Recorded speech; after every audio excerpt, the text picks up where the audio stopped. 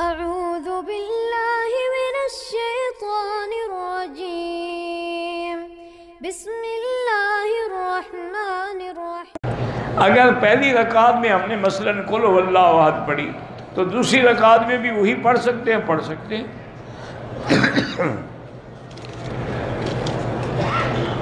حضور پاک نے احرام باندھنے سے پہلے بدن پہ خوشبو لگائی ہے۔ بی بی عائشہ فرماتی ہے میں نے اپنے ہاتھوں سے حضور کے سینے مبارک پہ خوشبو لگائی۔ ایک شخص کی اپنی اولاد نہیں ہے، اس نے کسی سے ایک بچہ لے کے پالا ہے، وہ اس کی جائیداد کا وارث نہیں ہوگا، یہ تو متبنہ ہے نا، حقیقی بیٹا تو نہیں ہے۔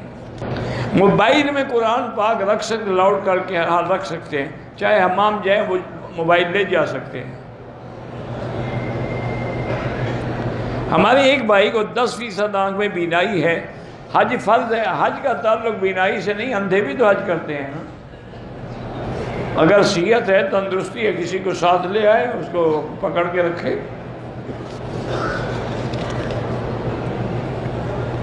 کہتے ہیں جی کہ ہندوستان میں ایک جماعت ہے جو گھوڑے کو حلال کہتی، ٹھیک ہے، کوئی ایسا مسئلہ نہیں ہے، امام بخاری رحمۃ اللہ علیہ بھی اس کو حلال فرماتے تھے، اس لیے جتنے بخاری لوگ ہیں نا بخارا کے، یہ سب کھاتے ہیں۔ کیکڑا اور جھینگا، کیکڑا تو نہیں، البتہ جھینگا حلال ہے۔ میں نے حضور کے نام پہ ایک عمرہ کیا، ٹھیک ہے، کوئی بات نہیں، اپنے لیے اب کر لو، اس میں بھی تو تمہیں ملے گا نا۔ مدینے سے احرام کے بعد میقات باندھا، تھکاوٹ ہو گئی، گرمی ہو گئی، پسینہ نکلا، ہوٹل میں نہانے کے لیے واش روم گئے، احرام اتار کے نہانے کے بعد دوبارہ کوئی بات نہیں، نہا لیا تو کیا ہو، تو جب احرام نہ اتارو گے تو نہاؤ گے کیسے؟ اگر اتار دیا تو آپ کا عمرہ اس میں بندھا ہوا تھا، آدھا تو بھاگ گیا ہوگا۔ کیا جاہلوں والی باتیں، کیوں مجھے تنگ کرتے ہو بھائی؟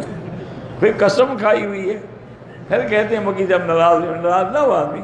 بھائی اللہ کے بندے، حمام میں ہر کوئی جاتا ہے، چادر اتار لیتے، آج کل کموڈ ہے، ہمارے دیہاتی لوگ بیچارے کموڈ یوز کرنا نہیں جانتے، وہ ڈر کے مارے کہ پلیتی نہ ہو کپڑے کو لٹکا دیتے ہیں اوپر، کوئی حرج نہیں، کوئی مسئلہ نہیں۔ ہمارے یہاں مدرسوں سے بچوں کو بلا کے قرآن ختم کراتے ہیں، یہ بدعت ہے، تم خود کرو، گھر والے پر بیٹھ کے پڑھو۔ عمرے کی نیت تو میں نے دل میں کی، لیکن تلبیہ نہیں پڑھا، کچھ پڑھا کہ نہیں پڑھا پھر عمرہ نہیں ہوگا۔ اگر لبیک نہیں پڑھا، الحمدللہ پڑھا، سبحان اللہ پڑھا، اللہ کچھ تو پڑھا ہوگا، نہیں پڑھا پھر عمرہ نہیں ہوگا۔ حالت احرام میں نسوار رکھنا ڈبل حرام ہے۔ میں نے اپنے والد جو زندہ ہیں 1,00,000 کلمہ پڑھ کے وقف کیا ہے، اس کا اجر ملے گا؟ ہاں ملے گا۔ مجھے سمجھ ویسے نہیں آتی، وقف کیا ہے کیا معنی؟ سٹور کر دیا ہے آپ نے اس کو؟ چابی آپ کے پاس ہے یا والد کے پاس ہے؟ بہرحال یہ کہہ دو کہ اللہ اس کا ثواب تمہارے والد کو دے۔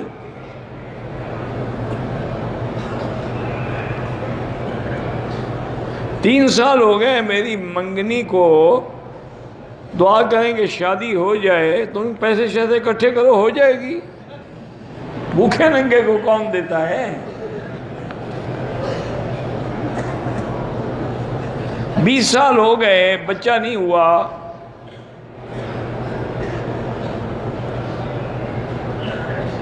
بیوی کو خاوند نے کہا کہ تم کسی اور مرد کے ساتھ رات گزار لو، چونکہ میں تو اولاد پیدا کرنے کے قابل نہیں۔ تو اب عورت کو نفرت ہو گئی ہونی چاہیے کہ ایسا بے غیرت اور دیوس آدمی ہے جو بیوی کو کہتا ہے کسی اور کے پاس جا کے رات گزارو۔ بھئی تمہیں اولاد کے قابل نہیں ہو تو علاج کرواؤ، آج کل تو علاج کوئی مشکل نہیں ہے، جدید میڈیکل سائنس میں بالکل علاج ہوتا ہے۔ سب سے بہتر ذکر جو ہے، افضل الذکر لا الہ الا اللہ محمد الرسول اللہ۔ میری بیٹی کو حمل ہے، اللہ اولاد صالح عطا فرمائے۔ آپ نے میری بیوی کے لیے دعا کی، اللہ آپ کو جزائے خیر دے۔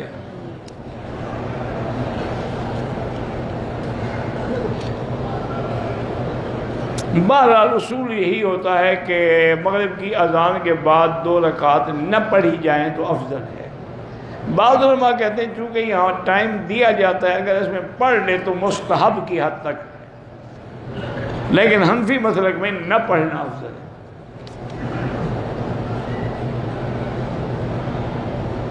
ہمارے ہوٹل کی کھڑکی سے حرم کی صفیں نظر آتی ہیں، چھوٹے بچے ساتھ ہیں، خواتین کمرے میں، باہر ان کو بھی چاہیے کہ باہر نکل کے صفوں کے پاس آئیں، یہ نہیں کہ کمروں میں بیٹھ کے پڑھتی رہیں۔